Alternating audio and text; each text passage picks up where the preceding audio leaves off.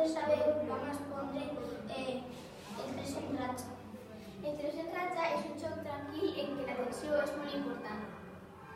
Juguem en el pati pels mitjans 2. El primer jugador té que posar la seva peça en el centre.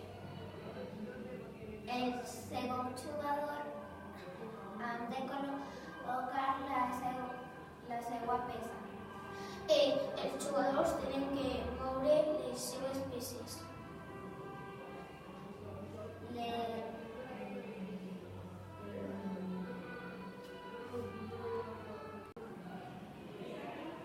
Durant la partida, cada jugador ha de moure les seves peces.